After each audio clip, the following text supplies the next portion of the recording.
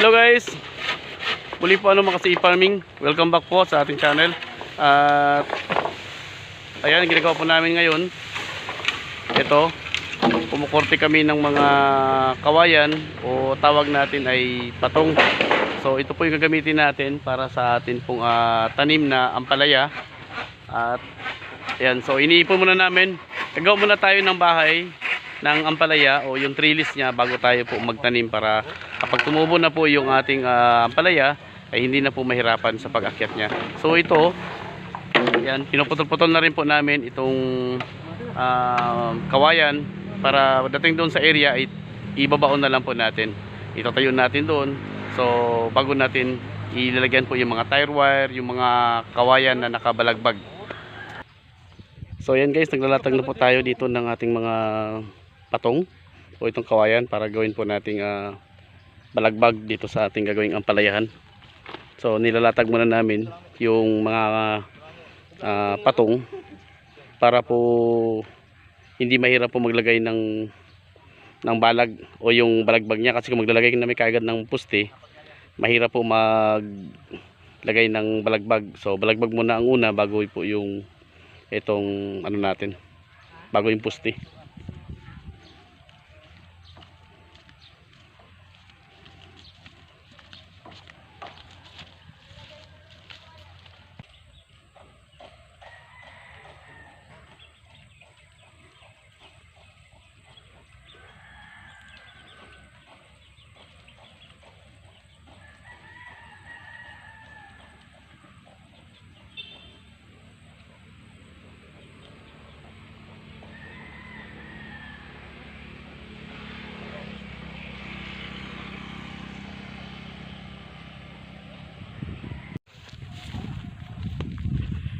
Hello guys, good morning. So ayan guys, nagkakabit na kami dito ng mga balag sa ating ampalayahan. So ito may mga puste na at nagsisimula na rin po kami maglagay po ng balagbag. Ito ang aking bayaw ay nagatali na dyan. So ang iba naman, ito, so tulong-tulong kami dito sa paglalagay po ng balagbag niya o tulad ng ganyan. So 5 kami dito ngayon, 6 pala, hindi ko binilang sarili ko. So 6 kahapon po ay so naglagay na po tayo dito ng puste. Pagkatapos po na mahukayan natin itong lupa natin dito at nilagyan na ng puste, tapos naglagay na kami ng pangbalagbag, hinakot na kahapon. So ngayong araw ay ito na, kinakabit na natin yung balagbag niya sa taas. So guys, papakita ko sa inyo yung kahapon, tapos yung gagawin namin ngayon.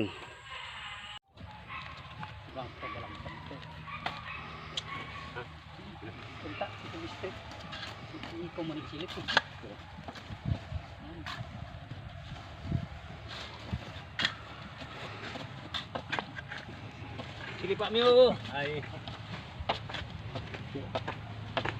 Silipin nyo mabuti, baka iba yung kasilip.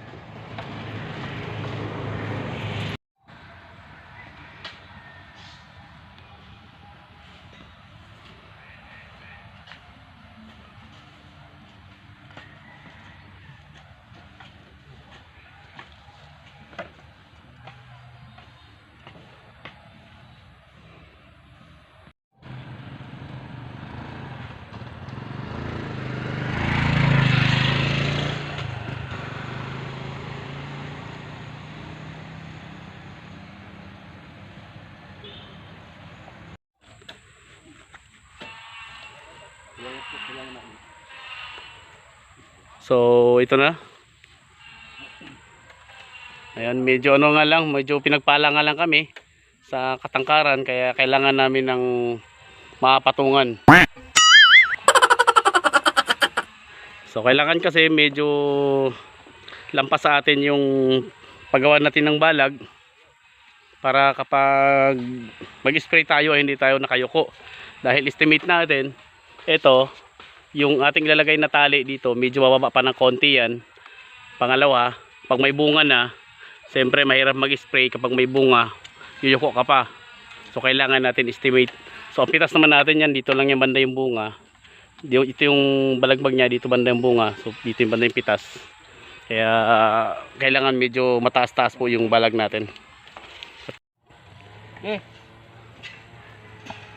So ngayon guys, naglalagay na kami dito ng tire wire. So ang magiging bantings ng atin pong balag.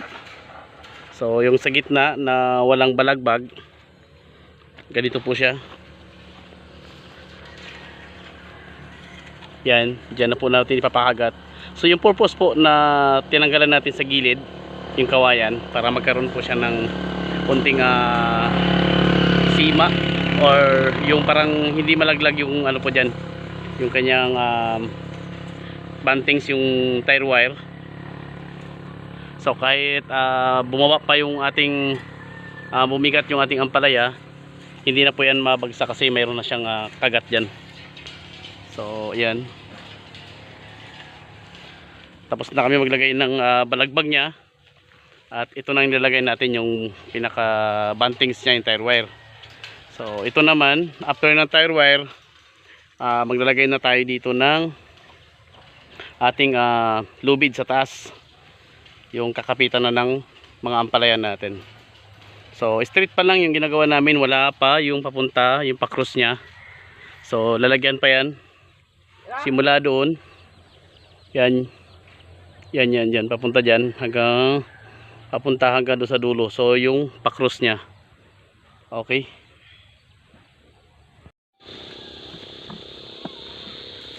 So yan guys, ganyan lang po ang paglagay. So Arya.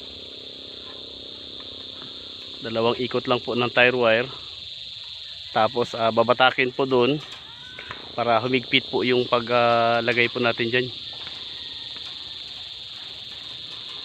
Yan, para yung tire wire po na medyo baluktot, yung mga medyo natutupi, tutuwid po siya. Arya. So doon si Makmak, siya ang tagahila.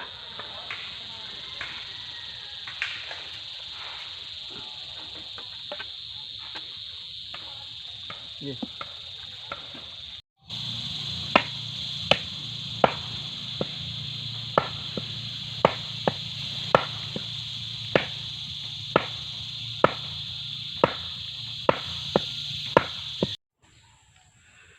Hello guys, good morning. So ngayong umaga po ay magtatanim kami ng ampalaya. So direct seeding po yung ating gagawin po mga kasi farming. Binabad na po natin ng isang gabi at binalutan na rin po natin ng tila itong ating ampalaya. So isang gabi rin po siyang nabalutan, at ngayon po ay itatanim na natin. So bumuka man siya o hindi, itatanim na po natin ito mga kasi farming, dahil direct seeding lang po yung gagawin natin.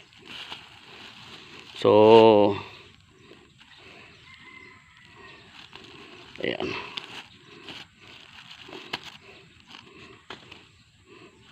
pag medyo ano kasi mga kasi farming, lumabas na yung kanyang ugat, lalo na yung dulo niya, yung kulay puti, kapag medyo naputol po yun siya, ay hindi na po tutubo yung ating ampalaya.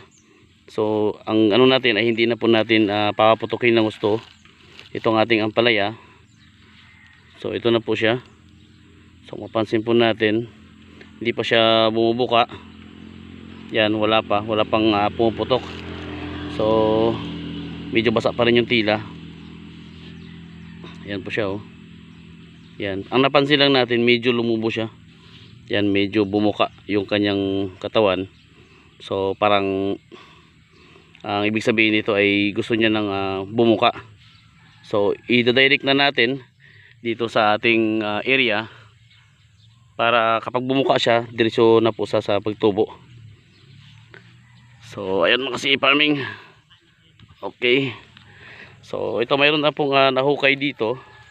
Ito po yung dating talungan po natin, at ngayon po ay ginawa na po nating ampalayahan.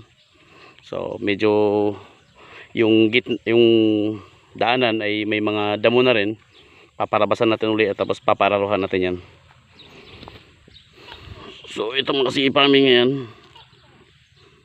lalagay natin yung isang buto. So yan, hindi na masyadong malalim. Yan. Tapos mamaya didiligan na po natin. Yan, tagi isang buto lang po bawat butas.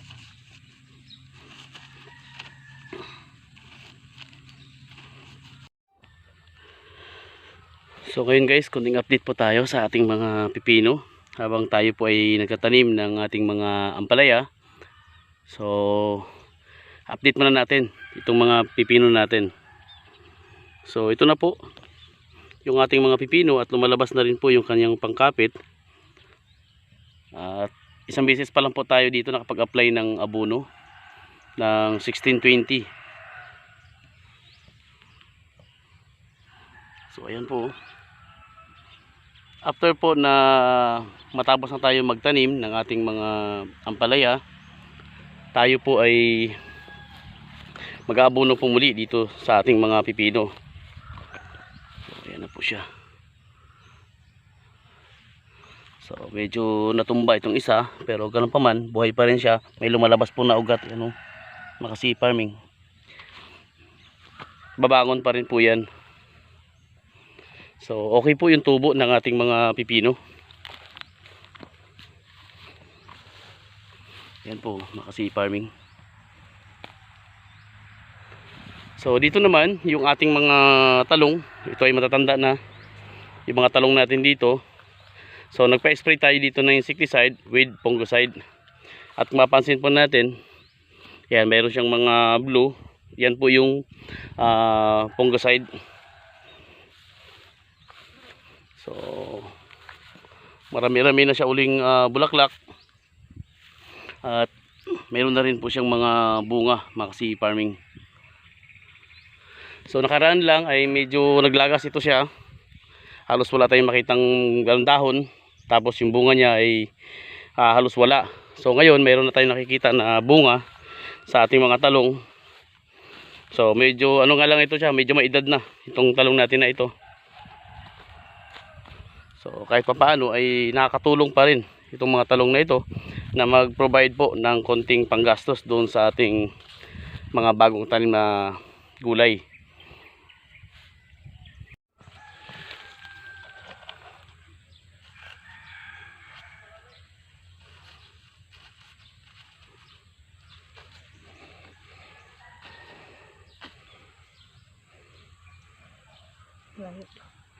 Malayo. Sige lang, ayaw na.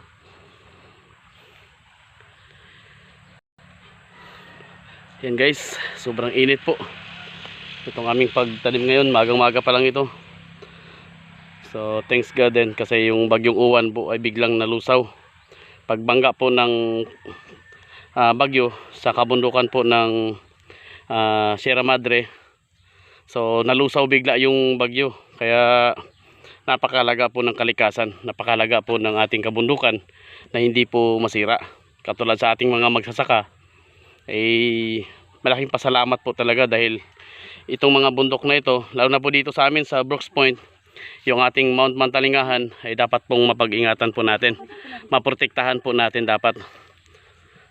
So tayo pong mga magsasaka at hindi lang po magsasaka, dahil tayo rin po magsasakripisyo kapag tayo po ay nasalanta po ng bagyo, mga anumang sakuna. Pero kung nandyan yung bagyo na babangga sa bundok, katulad ng Mantalingahan, Sierra Madre, hindi po yan makakaatake ng malakas yung mga bagyo. So yan, tuloy-tuloy po tayo sa pagtanim po ng ampalaya kahit medyo mainit na yung panahon. So mas gusto nga ng ampalaya na ganito, yung tuyo yung lupa. Yung tama lang yung moist, mamasa-masa yung lupa. So after po dito na matam na natin, tayo ay magdidilig na po mga farming. So yan guys, apat na lang po na linya yung hindi po namin tamnan. So kapag sumubra po yung ating mga buto, isusulit po natin dyan sa iba yung dating butas ng talong, diyan na po natin ilagay yung ibang mga buto itong ampalaya. So may napansin na rin po tayo na bumuka dito kanina. So ibig sabihin lang buhay itong ating mga buto.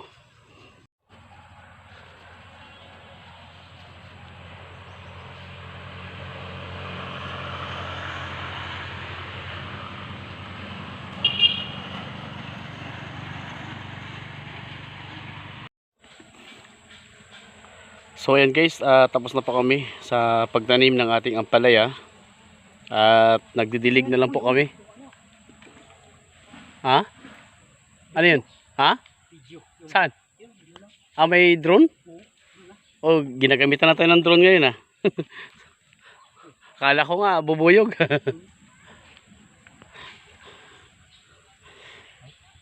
So, dilig na lang po. Dilig na lang ang aming ginagawa dito.